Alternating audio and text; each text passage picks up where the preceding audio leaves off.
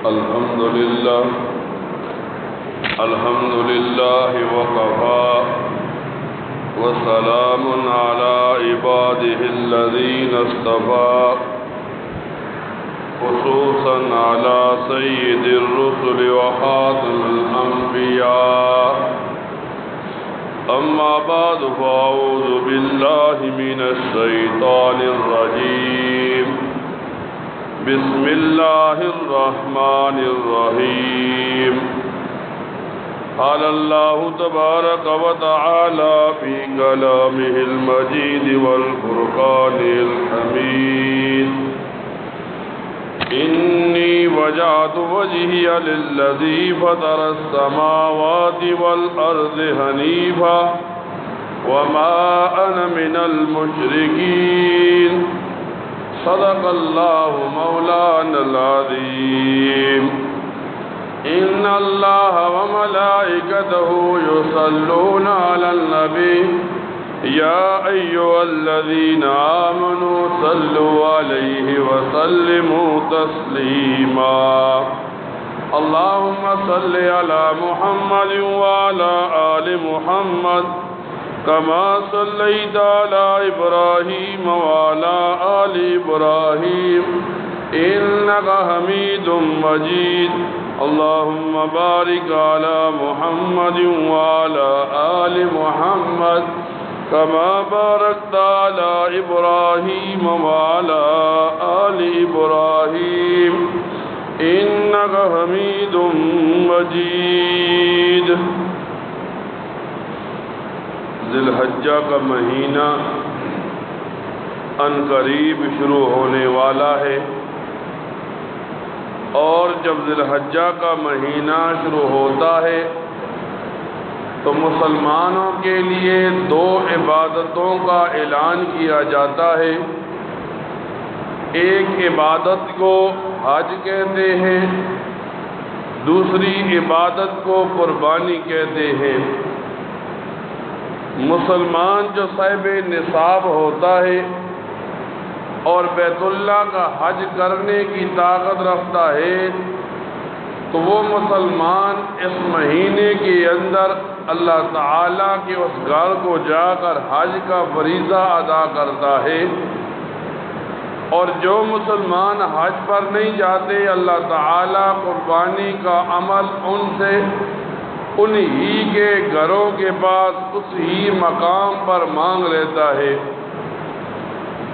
جب ذی الحجہ کا مہینہ شروع ہونے کے قریب آتا ہے تو مسلمانوں کو بتایا جاتا ہے ذی الحجہ کے مہینے میں 10 تاریخ کو قربانی کا جو عمل کیا جاتا ہے یہ مسلمان کیوں کرتے ہیں، کس مسلمان پر قربانی ضروری ہے، پھر یہ قربانی کی فضیلت کیا ہے۔ لیکن سب سے پہلے مسلمانوں کو بتایا جاتا ہے جس کی وجہ سے یہ قربانی شروع ہوئی اس پیغمبر کا تذکرہ قرآن کریم بھی کرتا ہے، نبی کریم صلی اللہ علیہ وسلم کی احادیث مبارکہ بھی کرتی ہے۔ ہم نے بارہا قرآن کریم کی تفاسیر میں سنا کہ حضرت موسیٰ علیہ السلام جو فرعون کے زمانے میں تھے، جب ان کی پیدائش کا وقت ہوا تو ان کی والدہ نے پیدائش کے بعد ایک صندوق میں ڈال کر پانی میں پھینک دیا۔ اب لوگ دیکھتے ہیں جس سے بچا رہے تھے اس ہی کے محل میں اس ہی کے ہاتھوں میں اللہ تعالیٰ نے پہنچا دیا۔ اسی طرح جب ابراہیم علیہ السلام کا تذکرہ آتا ہے مفسرین یوں لکھتے ہیں جب ابراہیم علیہ السلام پیدا ہوئے آپ کی والدہ نے آپ کو بچانے کے لیے ایک پہاڑ کی ایک غار میں چھپا دیا۔ اب آپ کی والدہ صبح بھی جاتی آپ کو دودھ پلاتی، شام بھی جاتی تو آپ کو دودھ پلاتی، آپ کی پرورش اس غار میں ہو رہی ہے۔ پھر مفسرین یوں لکھتے ہیں ایک دن والدہ کسی وجہ سے آپ کو دودھ پلانے کے لیے نہ جا سکی تو اللہ تعالیٰ نے یوں عمل کیا کہ حضرت ابراہیم علیہ السلام نے جب انگلی اپنے منہ میں ڈالی، ایک انگلی سے دودھ آتا ہے، آپ اسے پیتے ہیں، ایک انگلی سے شہد آتا ہے، آپ اسے چاٹتے ہیں، ایک انگلی سے پانی آتا ہے، آپ انگلی اپنے منہ میں رکھ لیتے ہیں۔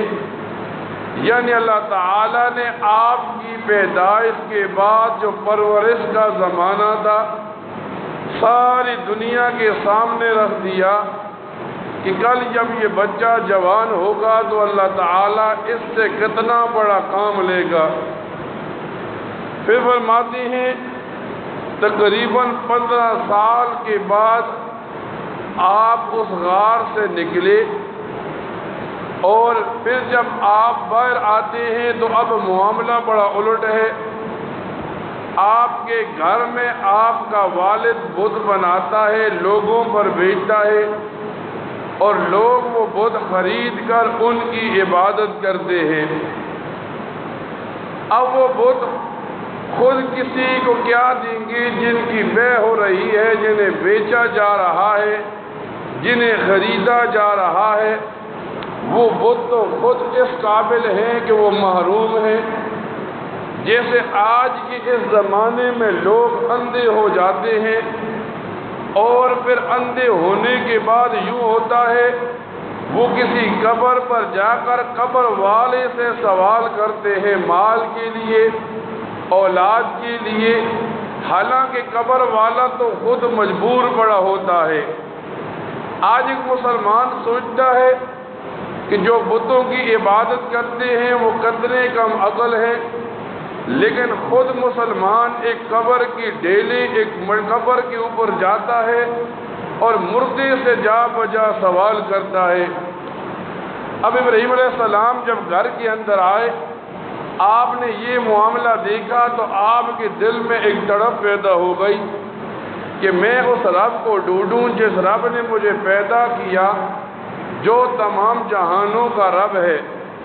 اب یوں آتا ہے قرآن کریم میں اللہ تعالیٰ فرماتے ہیں جب رات کی آپ چارپائی پر لیٹے آسمان کی طرف چہرہ کیا، آپ نے آسمان کے اوپر ستاروں کو دیکھا تو آپ اپنے دلوں کے اندر یہ بات لانے لگے کہ یہ ستارے جو آسمان پر چمک رہے ہیں یہی میرے خدا ہیں جنہوں نے مجھے پیدا کیا۔ لیکن پھر ابراہیم علیہ السلام دیکھتے ہیں کہ وہ ستارے چھپ جاتے ہیں۔ جب ان کی چھپنے کی باری آئی تو دل میں یہ بات آ گئی میرے رب کے لیے تو چھپنا اور کسی کنارے پر ہونا نہیں ہے۔ پھر علماء لکھتے ہیں اللہ تعالیٰ قرآن کریم میں فرماتے ہیں فَلَمَّا رَأَى الْقَمَرَ بَازِغًا قَالَ هَذَا رَبِّي، آپ دیکھتے ہیں آسمان پر چاند کو تو کہتے ہیں یہ چاند میرا رب ہے، لیکن جب چاند غروب ہونے کے قریب آ گیا تو ابراہیم علیہ السلام نے دل میں کہا میرے رب کے لیے تو غروب ہونا نہیں ہے۔ جب دن کے وقت آپ دن کو اٹھے، آپ نے دیکھا کہ سورج نے ہر چیز کو روشن کر دیا، تو اب فرماتے ہیں آپ کے دل میں یہ بات آ گئی یہ سورج میرا رب ہے۔ لیکن جب شام کے وقت سورج ڈوبنے کے قریب ہوا تو اس وقت آپ کہنے لگے میرے رب کے لیے ڈوبنا اور غروب ہونا نہیں ہے۔ اب اللہ تعالیٰ کے یہ پیغمبر ہیں، اللہ تعالیٰ اپنے پیغمبر کا جب دنیا میں بھیجتا ہے تو معصوم بنا دیتا ہے۔ معصوم اس انسان کو کہتے ہیں جس انسان سے دنیا میں کوئی گناہ نہ ہوا ہو۔ اب ایک پیغمبر جب اسے نبوت عطا کی جاتی ہے تو 40-50 سال کی عمر میں، لیکن وہ 40-50 سال بھی شرک سے دور ہی رہتا ہے، گناہوں سے دور ہی رہتا ہے۔ اللہ تعالیٰ فرماتے ہیں میرا یہ پیغمبر معصوم ہے، اس نے پیدائش سے لے کر موت تک کبھی بھی گناہ نہیں کیا۔ فرماتی ہیں اب اللہ تعالیٰ نے ابراہیم علیہ السلام کو امتحانات میں ڈالا، لوگوں کا تذکرہ ملتا ہے اور پھر ہر بندے کے امتحان کا تذکرہ کرنے کے بعد نتیجہ بھی بتایا جاتا ہے۔ ابراہیم علیہ السلام اپنے والد کو روکتے ہیں بتوں کے بیچنے سے، تو گھر سے نکال دیے گئے۔ اب ابراہیم علیہ السلام گھر سے بے گھر ہو گئے۔ قرآن کریم میں اللہ تعالیٰ نے ابراہیم علیہ السلام کا تذکرہ کرنے کے بعد امت کو ایک تعلیم دی کہ یہ ایک مسلمان جب عید کے دن قربانی کرتا ہے تو یہ اس ہی ابراہیم علیہ السلام کی یاد میں کرتا ہے۔ یوں آتا ہے ابراہیم علیہ السلام جوانی کی حالت میں ہیں، اللہ تعالیٰ سے ایک سوال کرتے ہیں۔ آپ کی ذہن میں یہ بات آتی ہے کہ جب ایک آدمی مر جاتا ہے، اب مرنے کے بعد انسان کے ساتھ کیا معاملہ ہوتا ہے؟ کیا مرنے کے بعد انسان کے لیے آخرت ہے؟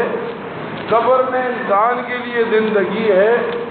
ابراہیم علیہ السلام اللہ تعالیٰ سے سوال کرتے ہیں، تو اللہ تعالیٰ ابراہیم علیہ السلام کو بتاتے ہیں آپ کے سوال کا جواب دنیا میں مثال کے طور پر دیا جائے گا۔ اللہ تعالیٰ نے ابراہیم علیہ السلام کو بتایا 4 پرندوں کو پکڑو، پھر ان کو آپ دانہ پانی ڈالتے رہو یہاں تک کہ وہ 4 پرندے جب آپ انہیں بلائیں تو وہ آپ کے ہاتھ پر کندھوں پر آ کر بیٹھ جائیں۔ ابراہیم علیہ السلام نے یہ معاملہ کیا، 4 پرندوں کو پکڑا اور انہیں اپنے ساتھ مانوس کر لیا۔ اب جب بھی ابراہیم علیہ السلام ان پرندوں کو بلاتے، وہ پرندے آ کر ابراہیم علیہ السلام کے ہاتھوں پر کندھوں پر بیٹھ جاتے۔ اب اللہ تعالیٰ نے ابراہیم علیہ السلام کو یوں حکم دیا، ان 4 کو ذبح کرو، پھر ان کے گوشت کو آپس میں ایک دوسرے میں ڈال دو، پھر ان 4 کو 4 پہاڑوں پر ڈال دو۔ اب ابراہیم علیہ السلام نے اللہ تعالیٰ کا حکم پورا کیا اور پرندوں کو پہاڑوں پر کاٹ کر ڈال دیا۔ تو اللہ تعالیٰ نے ابراہیم علیہ السلام سے فرمایا اب ان پرندوں کو پھر پکارو۔ ابراہیم علیہ السلام نے جیسے ہی پرندوں کو پکارا، وہ پرندے زندہ ہو کر اڑتے ہوئے آتے ہیں، ابراہیم علیہ السلام کے ہاتھوں کندھوں پر بیٹھ جاتے ہیں۔ اب یہ تعلیم قیامت تک آنے والے آخری انسان کے لیے تھی کہ جب ایک انسان مر جاتا ہے، اب مرنے کے بعد اختتام نہیں ہوتا، نئی زندگی کی ابتدا ہوتی ہے۔ نیک آدمی ہوتا ہے تو یہ قبر جنت بن جاتی ہے، گنہگار ہوتا ہے تو یہ قبر جہنم کا گڑھا بن جاتی ہے۔ ہم اگر یہ سوچ لیں کہ یہ مردہ قبر میں یوں ہی رکھ دیا گیا، نہیں، ابراہیم علیہ السلام کی مثال قرآن کریم نے بیان کر کے اس امت کو بتا دیا مرنے کے بعد بھی زندگی ہے، کہ ایک انسان قبر میں جائے گا، سوالوں کے جواب دے گا۔ اب جو اللہ پیدا کرنے پر قادر ہے وہ زندہ کرنے پر بھی قادر ہے۔ فرماتے ہیں پھر قرآن کریم میں آتا ہے اللہ تعالیٰ نے ابراہیم علیہ السلام کو فرمایا اپنے بیٹے کو اللہ کی راہ میں ذبح کرو۔ اب ابراہیم علیہ السلام اپنے بیٹے کو اٹھاتے ہیں، ذبح کرنے کے لیے لے جاتے ہیں۔ اب یہ اسماعیل علیہ السلام کو ذبح کرنے کے لیے لایا، لیکن اللہ تعالیٰ کی معصیت تھی، اسماعیل علیہ السلام کی جگہ جنت کا ایک دمبا ذبح ہو گیا۔ پھر اللہ تعالیٰ نے دنیا کے انسانوں کو بتایا جب 10 ذی الحجہ بڑی عید کا دن ہوگا، جو آدمی گائے کو ذبح کرے گا، بیل کو ذبح کرے گا، اونٹ کو ذبح کرے گا، بکری کو ذبح، جس چیز کو بھی ذبح کرے گا، لیکن اس مسلمان کو ذبح کے وقت اپنی اولاد ذبح کرنے کا ثواب ملے گا۔ اب ایک مسلمان جب یہ عید کے دن قربانی کا عمل کرتا ہے، اب یہ قربانی کس لیے کی جاتی ہے؟ صحابہ کرام نبی کریم صلی اللہ علیہ وسلم سے سوال کرتے ہیں کہ اللہ کے رسول یہ قربانی کیا ہے؟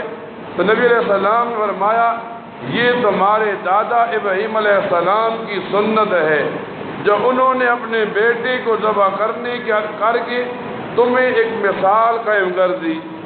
آج ایک مسلمان جب یہ ذی الحجہ کا دن مہینہ شروع ہوا، بڑی عید کا دن قریب آیا، تو اس مسلمان کو بتایا جاتا ہے کہ نبی کریم صلی اللہ علیہ وسلم فرماتے ہیں جب عید کا دن آتا ہے تو عید کے دن سب سے بڑا اجر و ثواب اس بندے کے لیے ہوتا ہے جو قربانی کا جانور ذبح کرتا ہے۔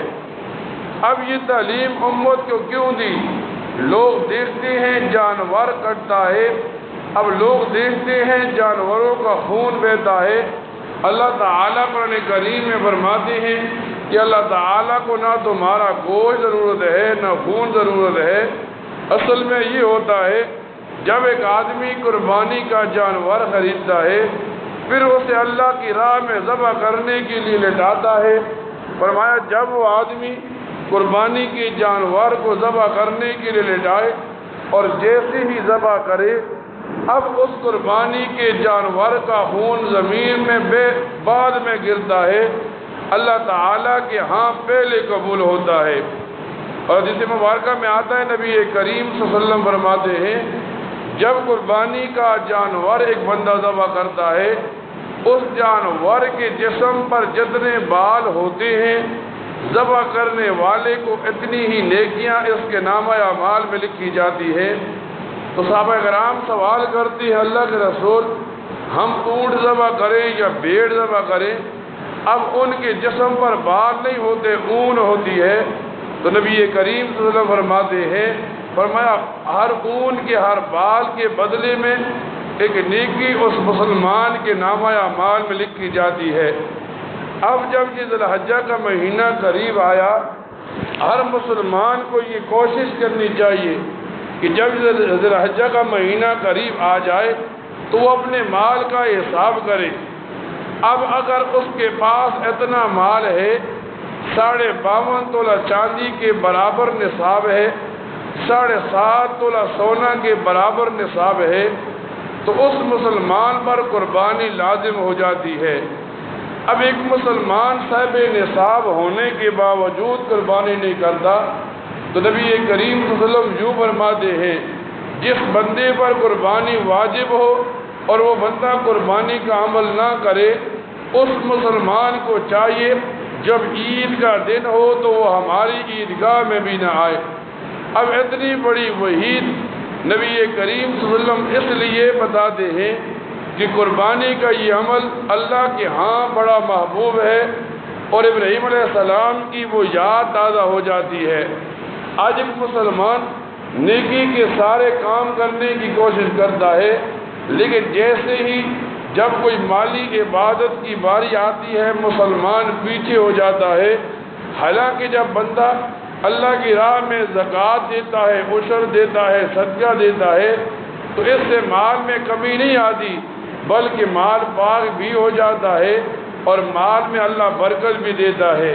تو اس لیے ہر مسلمان کو چاہیے جب یہ ذی الحجہ کا مہینہ شروع ہو ہر بندہ اپنے مال کا حساب کرے اور پھر قربانی خریدے۔